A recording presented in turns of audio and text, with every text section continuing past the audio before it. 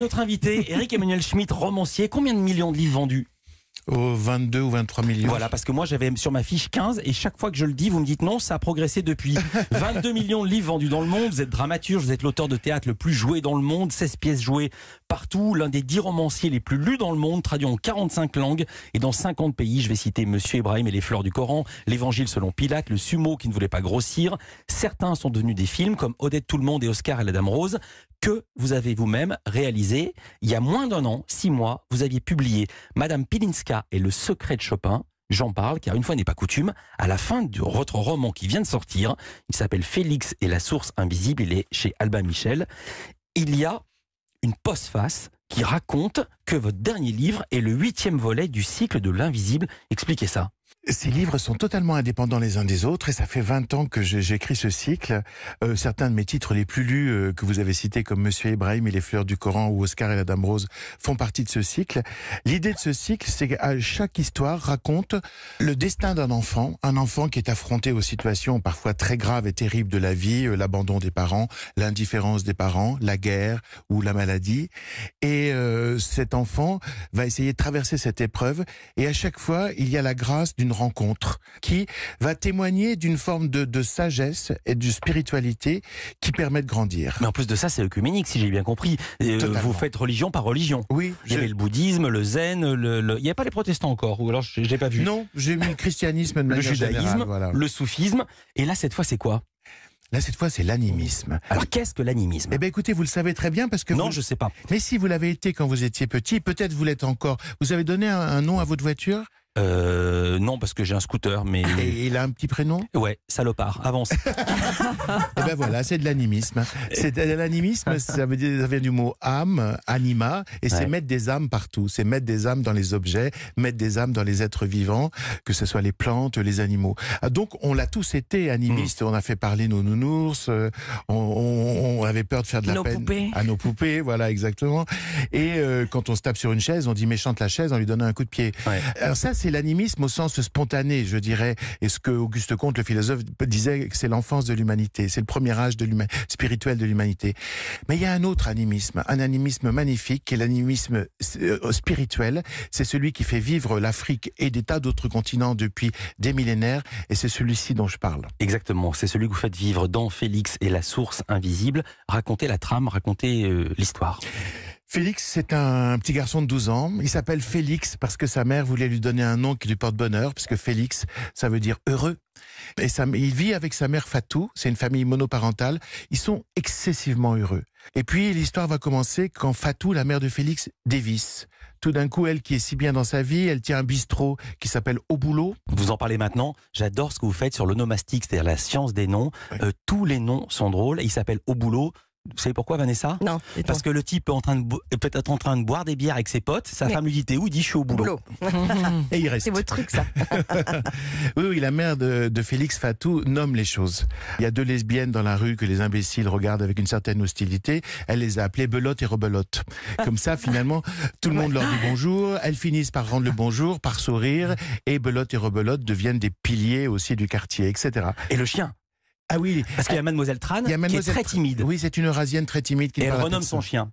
Et Fatou lui dit: appelez votre chien monsieur. Ce qui fait qu'effectivement, quand Mademoiselle Tran est dans la rue et qu'elle appelle son chien, il dit: monsieur, monsieur. Et tous les hommes s'approchent de la ravissante Mademoiselle Tran, découvrent qu'on ne les a pas appelés, que c'était le chien, ont envie de caresser Mademoiselle Tran, mais caressent le chien par substitut et rentrent en conversation. À chaque fois. Voilà. Je vais faire une sorte de raccourci parce que sinon on pourrait tout raconter. À la suite de ça, il y a un drame qui survient dans la vie de Fatou. Oui. Elle dit plus un mot, elle est quasiment comme morte. Elle est comme morte, elle fait une dépression, même si, comme dit l'oncle Bamba qui revient du Sénégal, la dépression, ça n'existe pas en Afrique, il doit y avoir autre chose. Et donc, Félix, voilà, c'est un petit gars de 12 ans qui va essayer de soigner sa mère. Parce qu'on oublie souvent de parler de la responsabilité des enfants par rapport à leurs parents. Ils sont en charge de leurs parents. Et il va l'emmener chez les médecins, les antidépresseurs ne marchent pas, il va l'emmener voir des marabouts à Clichy, évidemment une série d'escrocs, ce qu'on appelle des marabouts ficelles. Ouais. Et puis... son père va tout d'un coup réapparaître et va décider qu'il faut faire un voyage au berceau, en Afrique, au Sénégal. Et donc Félix va partir avec son père et sa mère au Sénégal pour essayer de la remettre dans le lieu où elle est née pour qu'elle renaisse. Alors son père, parce qu'elle a fait 7 enfants toute seule, et en fait il est littéralement le fils du Saint-Esprit. Oui, il est très très content que sa mère l'ait fait avec le Saint-Esprit, parce que d'abord il y a des précédents fameux, et ensuite il dit pas besoin d'un père entre ma mère et moi. Il en est quand même là, le petit. Non mais dites la vérité. Ah oui, en effet, là, on est en... Non mais ça va plus loin que ça, c'est que Saint-Esprit c'est le nom de son père. Oui, c'est donc il est vraiment le fils du Saint-Esprit. Oui, Félicien Saint-Esprit, antillais, capitaine de bateau. Et voilà, et ce voyage aux origines va être aussi un voyage dans le passé. On va comprendre ce qu'a vécu Fatou quand elle était petite fille, des choses belles mais aussi des choses extrêmement traumatisantes. Et puis on va surtout découvrir que personne ne peut se couper de son passé. On peut pas se couper de sa famille, on peut pas se couper de sa langue originelle, la langue où on a dit pour la première fois papa, maman, le miel, le beurre. On peut pas couper aussi de l'environnement culturel que des mots, c'est-à-dire la spiritualité. Et là, c'était la spiritualité animiste. Et c'est en se baignant dans cette spiritualité, dans ce fleuve invisible, dans cette source invisible, peut-être Fatou va renaître. Alors, en parlant de source, avant ça, vous avez une fascination assez incroyable que je ne vous connaissais pas, Eric Emmanuel Schmitt, pour l'eau de Javel. Il y en a partout et je me suis dit, mais pourquoi ? Oh, l'enchaînement. Mais oui, parce que... Non, il y en a partout dans le roman. Oui, parce que à un moment... Pourquoi ça vous fascine à ce point, l'eau de Javel ? Ah, mais c'est vrai que moi j'en achète beaucoup, j'aime beaucoup l'eau de Javel. Oui. Mais... Pardon, vous avez eu un petit pincement au cœur en arrivant ? Parce que... Mais on est quai de Javel. Oh là là là là. Bravo. Ouais. Il vous racontait, De la Eric Javel. Emmanuel Schmitt, que l'eau de Javel a été inventée dans un petit village à côté de Paris qui s'appelait Javel, où maintenant il y a le quai. Oui. Et Fatou est atteinte de javélite. C'est-à-dire quand elle commence à débloquer, elle achète 25 litres d'eau de Javel par jour et elle nettoie le monde. C'est un toc. Voilà, elle a un toc, elle nettoie le monde de ses microbes, mais aussi du mal qu'il lui fait. Et aussi, elle essaye de blanchir le monde jusqu'au moment où, de façon assez grave, elle va aussi mettre sur sa peau noire de l'eau de Javel parce qu'elle veut se blanchir. Ah, Elle c'est veut symbolique, aussi oui. se couper absolument de ses racines africaines, ce qui est impossible. On va parler de blanchissement, des noirs, des blancs, de littérature, de cinéma, de musique, de voyage, de Chantal Latsou, de rire avec Eric Emmanuel Schmitt, juste après ça. Du 17 janvier au 2 février, les ventes privées SEAT sont de retour. Les ventes privées, allons, vous savez. Ah, peut-être n'avez-vous pas été invité, suis-je sotte. Les ventes privées, ce sont des offres d'exception sur des véhicules neufs disponibles tout de suite. Alors cette fois-ci, faites partie des privilégiés et inscrivez-vous vite sur SEAT.fr. Offre aux particuliers pour toute commande d'un véhicule disponible sur le site des ventes privées SEAT avant le 2 février selon stock. Inscription et conditions sur SEAT.fr. Ah, si votre partenaire SEAT vous y a déjà convié, inutile d'écouter ce que vous venez d'entendre. Coucou Marco, ça va? Au top, cette année j'ai décidé de franchir le pas. Ah, tu vas te marier. Ah non? Quoi, tu la quittes? Mais non, Ah. j'ai décidé de prendre une imprimante HP avec HP Instant Ink. HP Instant Ink, c'est quoi? HP Instant Ink, c'est un forfait qui te permet d'imprimer gratuitement jusqu'à 15 pages par mois. Et en plus, le recyclage de tes cartouches est gratuit. Un plan économique? Bah, t'as imprimé? Ouais. Avec HP Instant Ink et les imprimantes HP, imprimez gratuitement jusqu'à 15 pages par mois. Pour en savoir plus, rendez-vous sur hp.com/instantink. En janvier, la French Touch Renault a tous les talents. Oh là là, incroyable les attaquants. Dans la défense, ils s'infiltrent dans un mouchoir de poche, c'est du grand art. Et Capture avec Easy Park Assist, lui aussi il se garde dans un mouchoir de poche. Et c'est vraiment facile, sans parler de sa reprise plus 3000 €. Gros talent Capture. Renault reprend votre voiture 3 000 € en plus de sa valeur pour l'achat d'un Capture. Portes ouvertes ce week-end.